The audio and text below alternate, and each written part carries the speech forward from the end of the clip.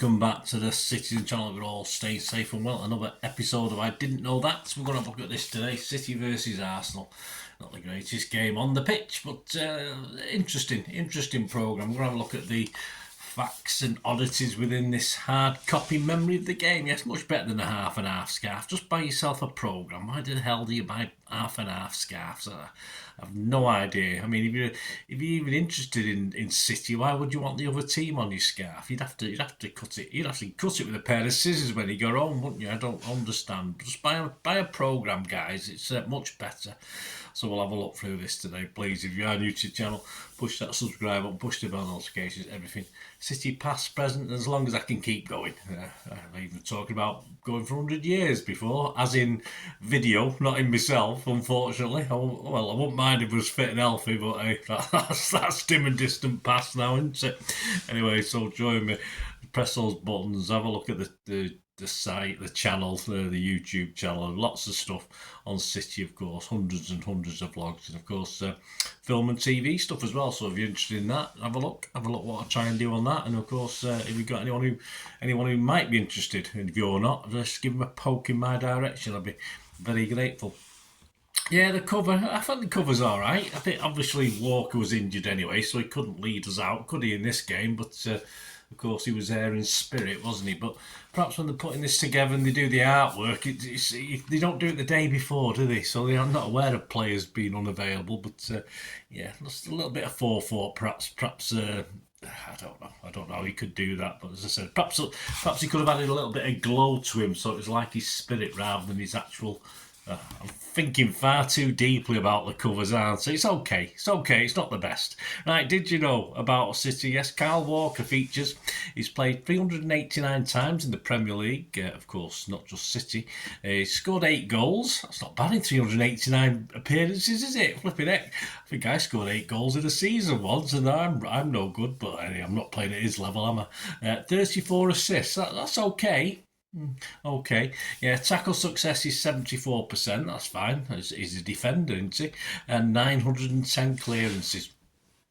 It takes on to screenwriter and City fan Matt Halsch, I think that's how you pronounce it, Halsch, talks about his new screenplay, of course, about Amy Winehouse. Yes, I'm aware of this one, being a film and TV guy as well. It's called Back to Black, and supporting City.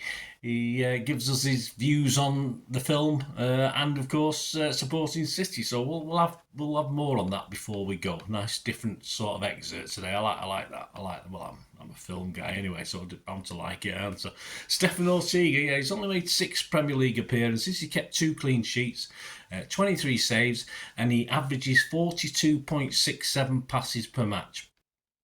Kit Simons, remember him? Guys of a certain age, of course. Picks is my main game, and he picks the 16th of March 1996.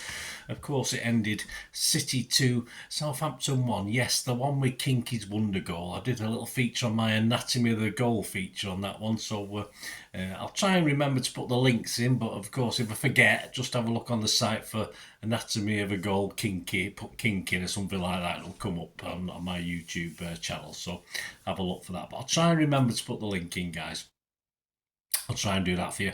Phil Foden, as well as a fisherman. We know he does a bit of fishing, doesn't he? Apparently not many in the squad do. Apparently he's not bad on the old hockey as well. He can hit 180s from time to time. Even I did that once. I used to hit a few 180s in my younger days. I couldn't get in. I've had a few 120 odds when I've had a go last 2 or 3 years, but it's been a while now since I've thrown the old darts. I'll probably get myself these days. England caps, yeah, he stands at 32 with 4 goals. And his new celebration, of course, is for his new nickname in Team 5-a-Sides, where they nickname him the Sniper. Okay, could be worse, couldn't it? That's for sure. What did we learn about Arsenal? Well, we don't learn much about Arsenal from City the opponent teams these days. From City programmes are not very good on City's opponents or City against their opponents. Very poor. All-time top scorer was Thierry Henry with 228. An all-time appearance maker is David O'Leary January. A massive 722 appearances. Well done, David. Keeper Raya, yeah, a bit inconsistent for me. I'm not overly impressed with Raya. He's previous at Blackburn Rovers and Brentford, of course, before he went to Arsenal. He's made 84 Premier League appearances. He kept 29 clean sheets. That's not bad. 265 saves, and he averages 36.17 passes per match. Quiz question, I'll give you the answer at the end, see if you get your brain into gear for this one. Just give you a pat on the back if you get it right. Which City legend, playing legend, made his league debut for Arsenal in March 1993? So there you go, who's that? I'll give you the answers before we go. Gary James, in his usual feature, reflects on season 2017-18, of course, a very famous... was it the centenary season, wasn't it? I think that the highest attendance that season was on the 20th of January 2018. Newcastle, 54,452. And debuts were given that season to Edison, Bernardo, Walker and Laporte. Sergio is leading scorer, 21 in 22. With 3 sub appearances, so he made 20. He was on the pitch 25 times, but of course, 21 in 22. Really, I mean, you can't say over his sub appearances. It's a bit mean, but not bad. Whichever way you look at it. Marc McCarthy kitted out looks at 2017-18. Also, the Nike shirts at the time, Nike, whichever way you pronounce it, had Aero Swift technology. There you go. It was designed for the players to operate at top speed with improved fit and comfort and ventilation stripes, which expanded. Well, yeah, if you're a big guy, they will expand. Sorry, in motion to reveal a flash of electric blue. There you go. I used to have cars that spark like that. I can't remember what it was. They used to spark underneath. You know, as a kid, do you remember those? I don't know what they were called, but I don't think it's the same principle. But I don't think it's good for a shirt to set on fire, is it? Not while a guy's got it on anyway.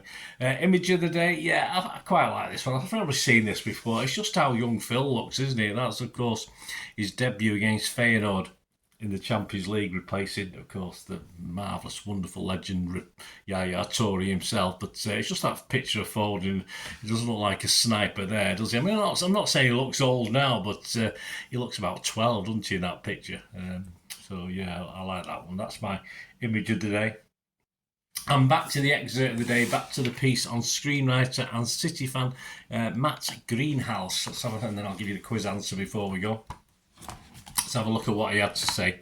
The long-awaited biopic of Amy Winehouse's life is released in early April, and the man behind the film is also a lifelong City supporter. Screenwriter Matt wrote the screenplay for the highly acclaimed 2007 movie Control, which covered the tragically short life of City fan and Joy Division frontman Ian Curtis. Yeah, that was a good film, guys. Who never watched it, Control.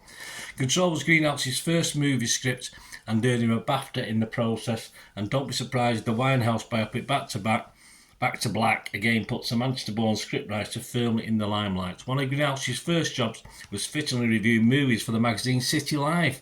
So how did his own Manchester City life begin? I'm from a family of Reds, and my granddad was on the door of Old Trafford Smiles Greenhouse. My dad used to take me and my older sister and get into United games, and I just never took to the place. Don't blame you, mate. I just never enjoyed it, never liked it. I played football, but it's not like I wasn't into football, but it just wasn't for me. My dad's one of 5 kids, and he had a twin brother, my uncle, who was a City fan. He took me to Main Road for the first time in 1980 or something like that. It was City versus Liverpool in the League Cup, I think, and I just felt I'm here. It was just a Moss Side area, the water ground, the feeling of the blueness of it all. I don't know if that is something that subliminally gets in your mind, but the colour of it, I just felt people, and it all felt right. It's not that I was ever a United fan, I wasn't. I was no team fan. I just then became a City supporter and started going with my uncle a bit more than at school. I started to go pretty much every home game and stand on the Kippax. I had a season ticket. I was actually a steward for 2 games when I was about 19. I got just 2 games. I'd get fired. I just got put in the away home in Middlesbrough, and I went, I'm not doing that again. Don't blame me, mate, Middlesbrough. So why Amy Winehouse? What attracted him to the project, and what can we expect? I think it's when a person's personality and honesty connects with high art and talent. That can be in music and films, or it can be anything. You feel you had a connection with them personally. That's how she was. That's how it was for me. She didn't feel she was above us. The way she presents that with her gobsmacking voice and the depth of her lyrics, you can't help but fall in love with her in an artistic way. She resonates and she doesn't go away. That's the difference between Amy and a lot of artists. Unfortunately, she left Earth too early, but creatively, she's stronger than ever to me. That's the testament to her and what she did in those few years when she set the world on fire with her music. There you go. Lifelong Blue. And keep an eye out for that film and give me your support, guys, by going and watching it. Back to Black, of course, you Amy Winehouse. Got to be worth a watch anyway, hasn't it? So, sun's out, flipping heck. And before we go, guys, the quiz answer, question 8 on the City quiz this week in the programme. Which City legend made his league debut for Arsenal in March 1993?